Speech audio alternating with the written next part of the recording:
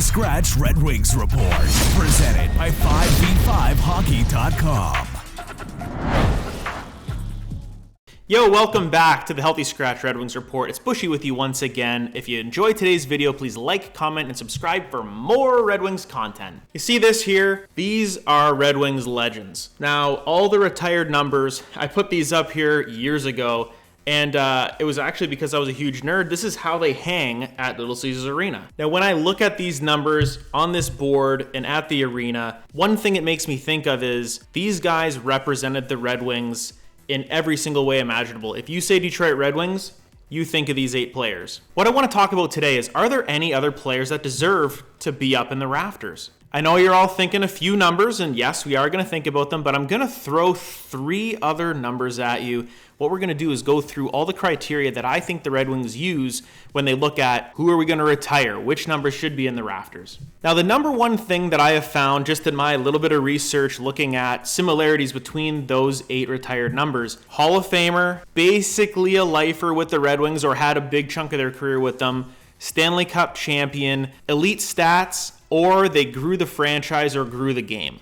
Now, those 8 players that we just looked at, we know that they encompassed every single one of those criteria, and that's why they're in the rafters. We also know that there's 2 honored numbers that the Red Wings do not use but are not retired. Number 6 for Larry Ori, and then number 16 for Vladimir Konstantinov. So here are the 6 numbers that I'm going to look at, and we're going to look at together, should these numbers be retired. There's 3 obvious ones that everybody always talks about. Sergei Fedorov, number 91. 13 for Pavel Datsyuk. 40 for Henrik Zetterberg. Now, here are ones that might be controversial. Bear with me. We're going to go through it. I'm not saying, look at me right now. I'm not saying these all should be retired.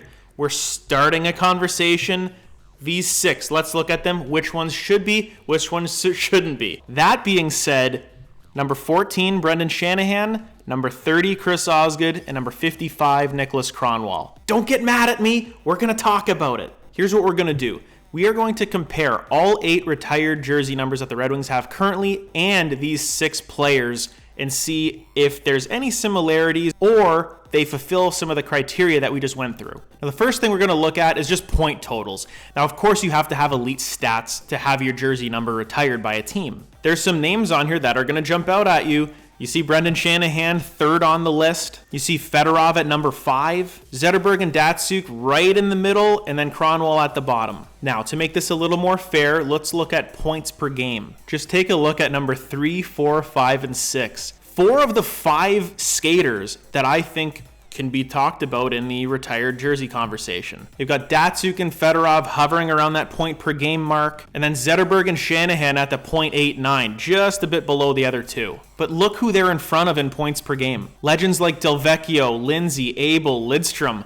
This is actually something that was pretty impressive to me. When I saw this, I didn't think that the points per game would be that high for some of these players. Something else you're going to notice is all 3 defensemen right at the bottom of the list, which is where they should be. Forwards are going to just score more, so it's a little bit something where I'm going to look at these defensemen individually. Look at Lidstrom, Red Kelly, and Kronwall. Now, Red Kelly also played a little bit of forward when he went to Toronto. Nick Lidstrom is in a league of his own. We can talk about he's probably a top 2 defenseman of all time. So comparing Red Kelly and Niklas Kronwall to him, not really that fair. But Kronwall's points per game, pretty low. We also have to think he was in the era where he was the number 1 defenseman on a really bad team. Obviously, when he was on the second pair with Brad Stewart, the 2008 Stanley Cup champs, that's where I think he fit the most. He was a number 1. He was forced into it. I think he did a really good job for the team that they had. But is it jersey number retirement worthy? Let's check out 2 goalies. Now, he said Chris Osgood. The only goalie that has his jersey retired in Red Wings history is Terry Sawchuk.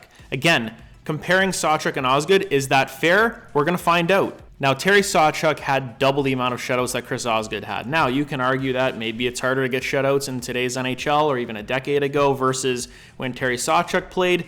But at the same time, back then when they were using newspapers for pads, that's pretty impressive. 103 shutouts is unbelievable. But look at the other statistics we have here. Goals against average, .01 difference. Sawchuk, 91% save percentage. Osgood, 90.5.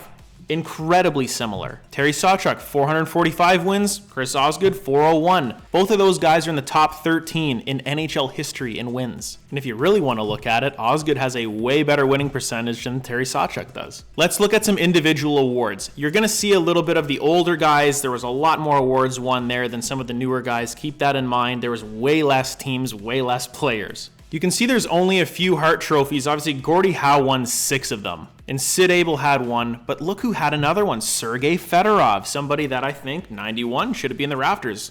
Looking like it should be. On some of these charts where it says NA for not available, some of these awards were not around at the time that these players played. Some of them were. The Ted Lindsay Award, which is named after terrible Ted himself. Back when it was called the Lester B. Pearson Award, Steve Yzerman won one of these Pearson Awards, the Ted Lindsay Award now, and so did Sergei Fedorov. The Hart is voted by the writers, and the Ted Lindsay Award or the Pearson Award is by the players. Selke Trophy, Yzerman has 1, Fedorov has 2, Pavel Datsyuk has 3 Selke trophies, and Henrik Zetterberg was nominated for 1. Now, if Datsyuk wasn't around, I think Zetterberg would have won a few of them. And then looking at the Conn Smites, it's the more recent guys, Yzerman, Lidstrom, Zetterberg. For defensemen, you can see the Norris trophies. Lidstrom had 7, which is unbelievable. Red Kelly had 1. He had the very first Norris trophy that was ever presented. Obviously, Nick Kronwall did not win one in his career. Lady Byng trophy for most sportsmanlike. Alex Delvecchio had 3. Red Kelly with 4, and Pavel Datsyuk with 4 as well. So with the individual accolades, you're seeing that Fedorov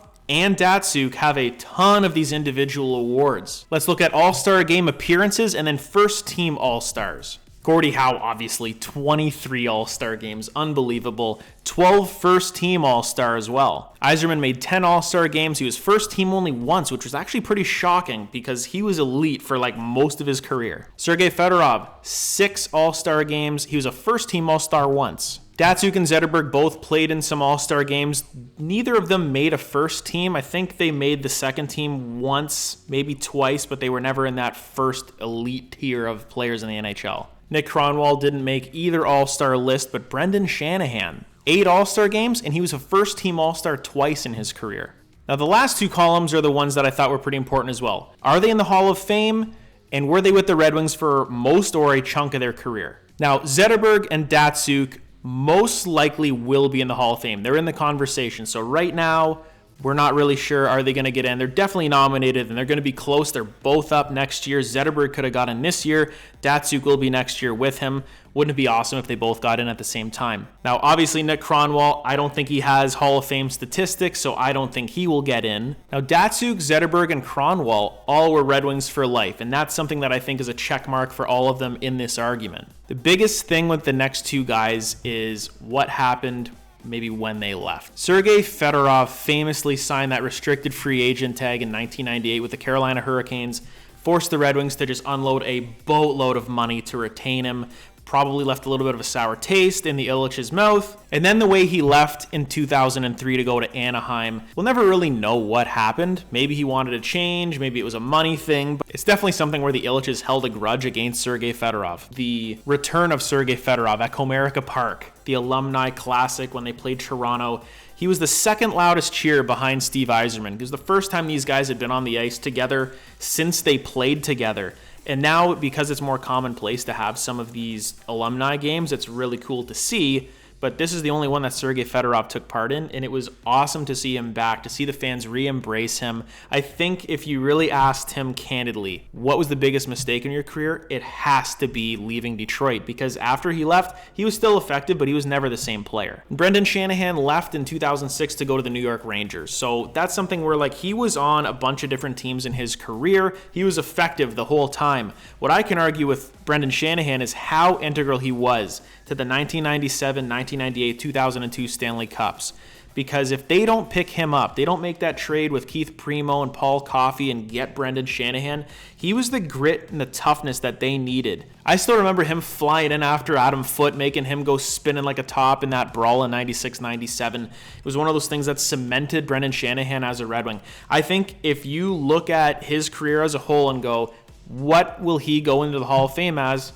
Well, he went in as a Detroit Red Wing. Now, a quick comparison with our 2 goalies, Osgood and Sawchuk. Sawchuk won 4 Vezina trophies. Osgood didn't win any. Sawchuk was Rookie of the Year when he came in and won a Calder trophy. Osgood won 2 Jennings trophies for the lowest goals against average in the NHL. I don't think they tracked that when Sawchuk was there. He might have won a few if he won a few Vezinas, obviously. And just for fun, I threw this in here. Chris Osgood did score a goal as a goalie, and Terry Sawchuk did not. Now, Sawchuk was an 11-time All-Star. Osgood was 3 times. Osgood never made the first-team All-Star team. Sawchuk made it 3 times. Sawchuk is in the Hall of Fame, and I have talked about Chris Osgood having statistics to possibly make the Hall of Fame one day. If Tom Barrasso and Mike Vernon and Henrik Lundqvist can get in, Chris Osgood should be in as well. And that's just my opinion. It might sound homerish, but if you look statistically, that's how it should be. I really hate the argument that he had such a stacked team around him. You know what? He was part of their success. He was one of the reasons that they won. So this whole, he had a really good team around him. You know how many goaltenders have great teams around them? Everybody.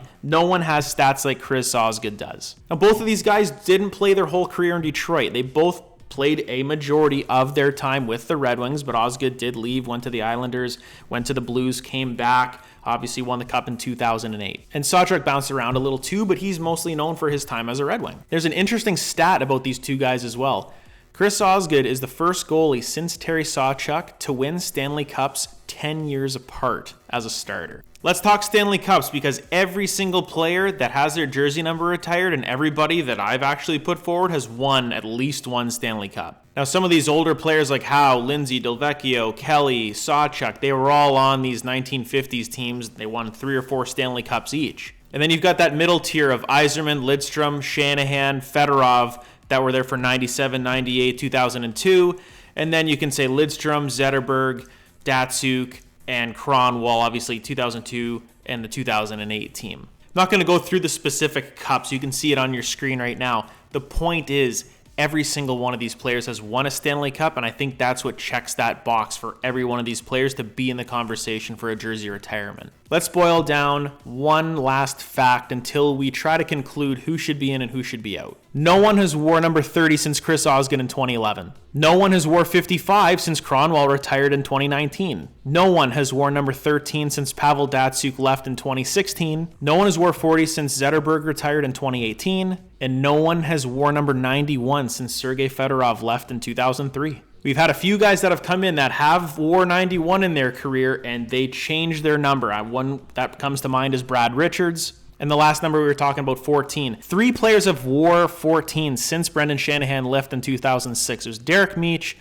Gus Nyquist, Robbie Fabry. So when we look at all of these things all at once, here's what I can conclude. 13 should be retired. 40 should be retired. 91 should be retired. 55, not a chance. Interestingly enough, I never thought that I would say number 30 should be retired in Detroit. Chris Osgood did a ton for this franchise, has the statistics for it. Maybe they're waiting for him to get into the Hall of Fame. Hopefully that does happen. I think even now as a commentator, he brings a lot to this franchise. So I would say number 30, we could see it in the rafters soon. And the most interesting one is 14 for Brendan Shanahan. I think the fact that they've had 3 players wear that number since Shanahan left probably doesn't bode well to get his jersey number retired in Detroit. But when we look at the statistics, I mean, just raw points per game, penalty minutes, 3 Stanley Cups, 2 first-team All-Stars, a bunch of All-Star game appearances. I think it's something where he can be in the argument, but I think just because we've had guys wear 14 since, it's been so long that maybe he can get the Red Kelly treatment eventually, where, Red Kelly got his jersey number retired. He was 88 years old. Now, I don't think we'll wait that long. If Brendan Shanahan's going to get his jersey number retired, it would be sooner rather than later. But when we look at that kind of hierarchy of who should get it first, what I will say is it's probably going to be Henrik Zetterberg. Then I'd go with Sergei Fedorov. Then I'd go Datsyuk. Then after that, if you want to put Osgood in, that's fine. Shanahan, I'm in the middle with that one, and then Kronwall shouldn't be retired. But here's a question for you guys. Should there be almost like a ring of honor for some of these players that maybe don't get the jersey retirement, but it's something where we want to honor these players where, for what they did to the team? And I know a lot of teams do this.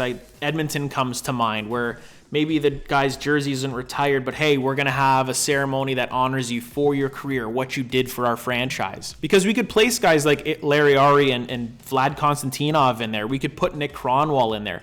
Hell, we can put Thomas Holmstrom in there if you want. Brendan Shanahan, Osgood. If you're not going to retire the jersey, maybe we put them in this kind of secondary thing where, yes, we can honor them, but people are still going to wear your jersey. Now, I think with Vladdy, I think it's more of an honor thing of we're not going to let anybody wear this. Maybe he doesn't have the statistics and the criteria to actually have his jersey number retired in the rafters. I would like to see it happen, honestly, because for what he did do for the team at the time and what he means to the team still. He still shows up to these games, and he is a Red Wing, and we'll never know, but he could have had elite stats. He was in the Norris Trophy conversation with Lidstrom every year until the accident in 97. So what do you guys think? Did I make some good points? Is there somebody else that maybe should be retired? Because I don't think so. I think these are the only ones that I would put in the conversation. But just to recap, so nobody gets mad. 91 should be in. 13 should be in. 40 should be in. 30 should be in, as far as I'm looking at with his statistics and individual awards. 14, you can make a case for it. 55 should not. Listen, guys, if you enjoyed that video, please subscribe, like, comment. Really helps out the videos. For the Red Wings Report, it's Buschy. I will see you in the next one.